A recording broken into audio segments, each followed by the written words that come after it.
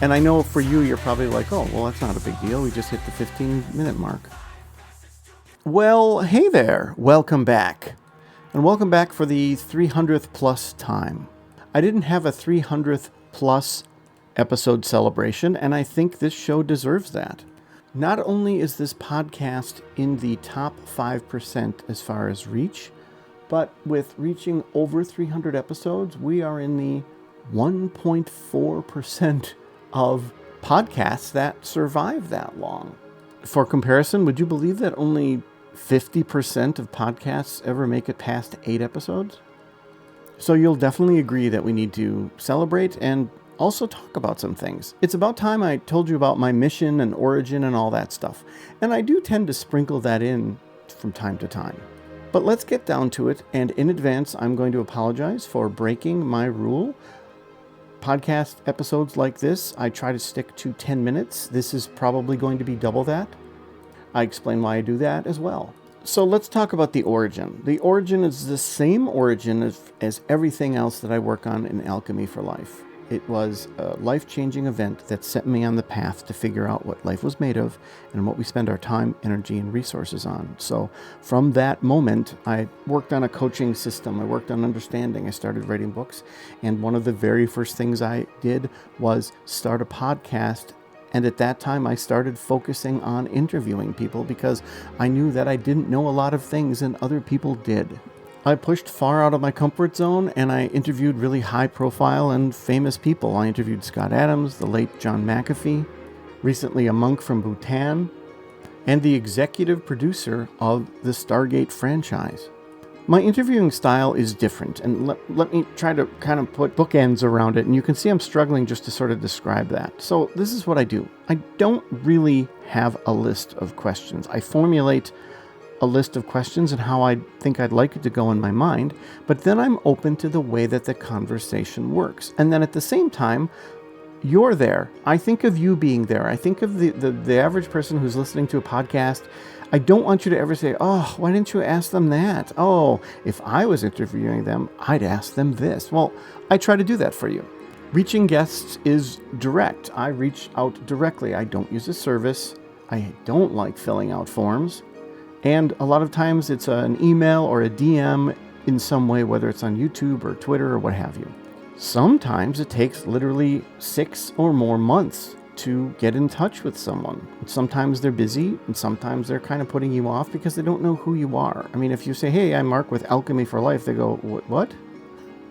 Those interviews are kept to about an hour. And when I say they're kept to about an hour, there's a number of reasons. I don't like podcast episodes that are extra long, and I'll get into that later.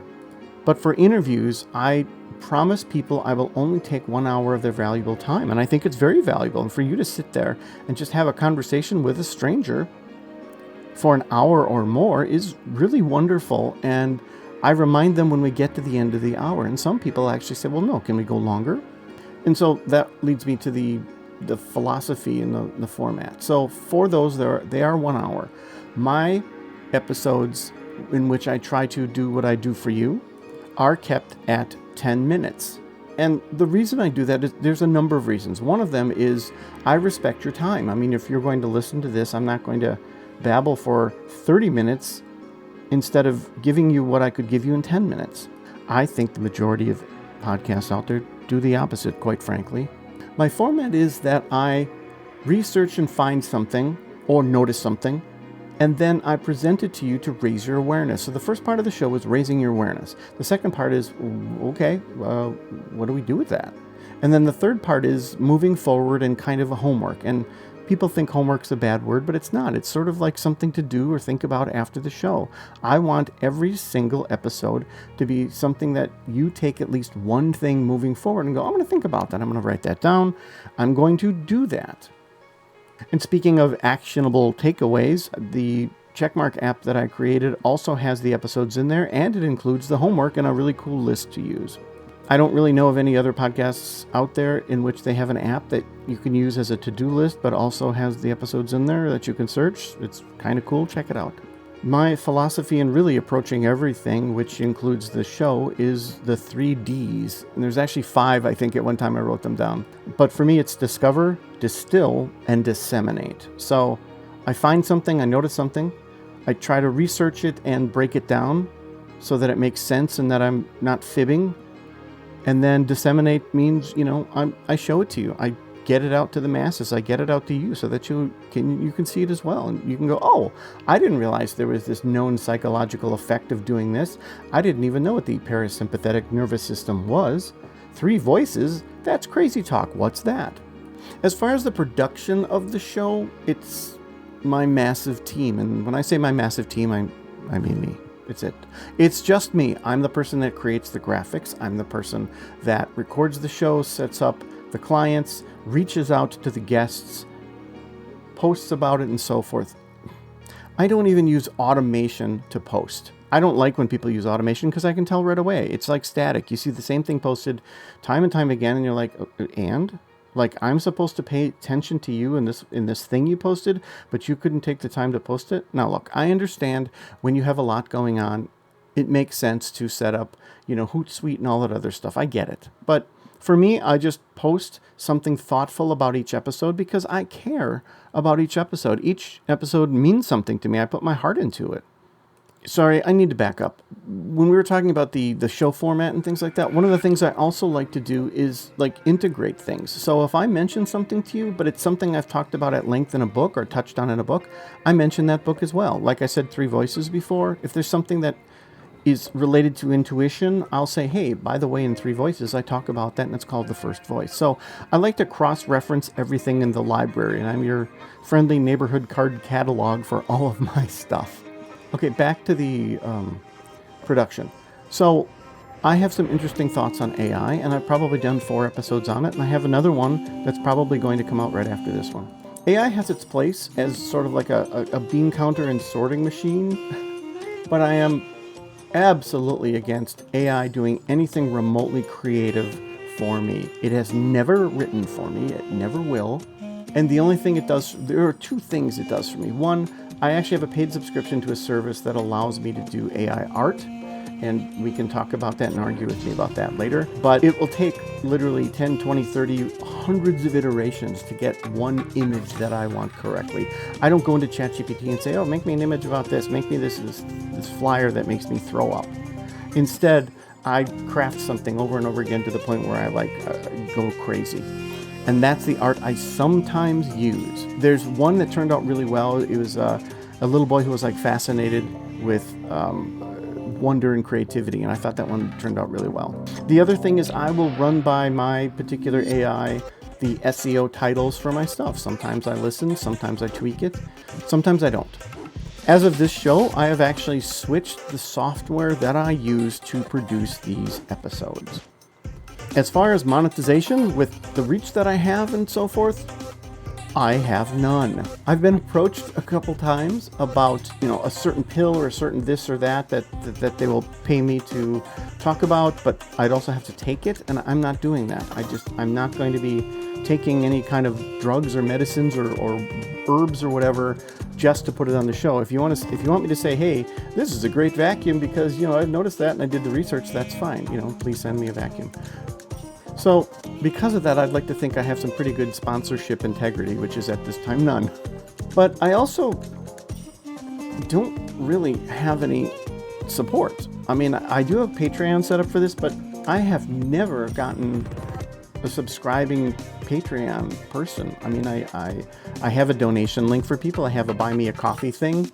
So people are always welcome to do that. You'd think after 300 or after 100 or 50, at some point I would have said, well, dang, I don't make money doing this. And you'd be right, because I did. I did that many times. I had this little meeting with myself and thought, Mark, why are you doing this?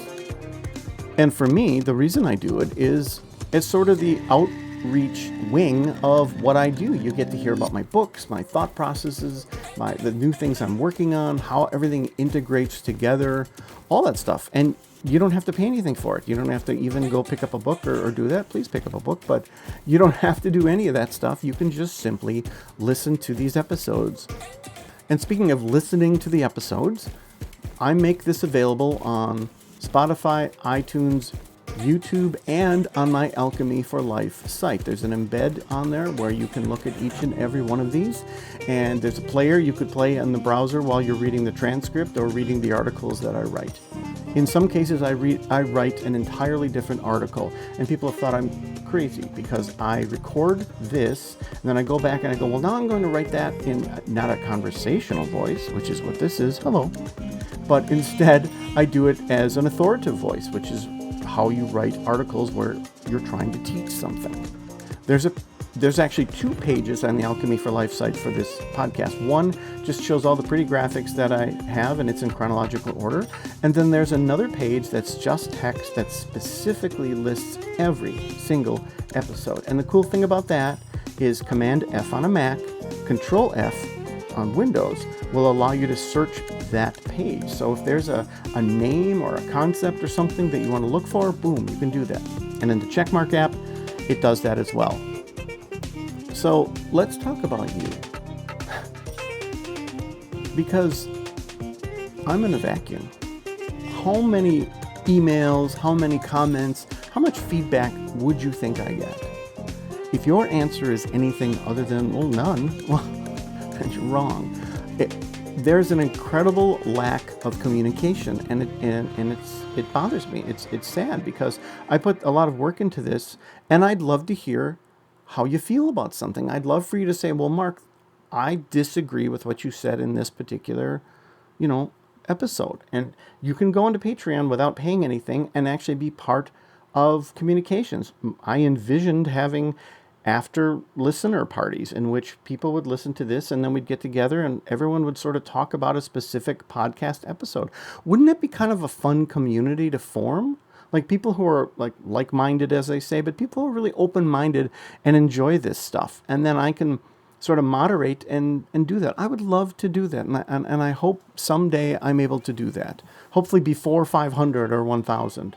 So if you haven't commented, feel free. I'm open and I listen. There are a number of ways to communicate with me. You can email. Again, Patreon's fun because that way people can see your comment, and there might be other people who say, yeah, you're right. If you haven't rated this podcast, I implore you, please. I mean, obviously, I hope that every rating is 5 stars, but, rate with your heart. And if it's something that you got something out of, I'd love to hear about it. I have some great ratings, except for when I was review bombed, and you can always see that there's 5-star ratings from people, and they have this great description, and then there's that 1-star rating. And you're like, oh, what didn't you like? Did you just come from the dentist? What's wrong? And that sort of thing happened to my books too. And, it is what it is. But your voice is heard and it's added to the whole. And it really means a lot to me. If you're like, look, Mark, I'm not going to throw you any money, but I can say something kind, by all means do that. It means the world to me. And that's why I do this. If this podcast got in your hands and you yourself also have a podcast and you're looking for guests, I am open to talking about all the amazing things that I work on. The music I use for this podcast is from Autonautics, I never say that right. And it is under the Creative Commons, so I'm free to use it. The theme song, however, was created by me, and it's much longer than what you hear in the beginning. It's got an awful lot of words, and it tells the whole alchemy story, but I don't use it. I just use that beginning part that fires me up. So, in closing, if this is the very first episode, oh my God, I apologize. I don't normally ramble on for this long. And I know for you, you're probably like, oh, well, that's not a big deal. We just hit the 15-minute mark. And if you've been with me for a long time, if you've been with me for more than one, this is your second episode. Thank you. You're a long-time listener. I really appreciate it. I know what it takes to listen to a podcast, which is why I don't do hours-long rambling about stuff. I mean, if you really want to hear that, go sit in a bar next to an old dude and ask him a bunch of questions. But I'd like to do something that gives you tangible takeaways. So I really appreciate you listening and being a listener and subscriber. It really means a lot to me. If I get to work with you sometime in the future, even cooler. But regardless of that, thank you from the bottom of my heart. This is the 300 plus episode. Take care of yourself. You mean a lot to me. Thank you for listening. As always, go to markbradford.org to see all my author-related things. Go to Alchemy for Life to see coaching, speaking, writing, and this podcast.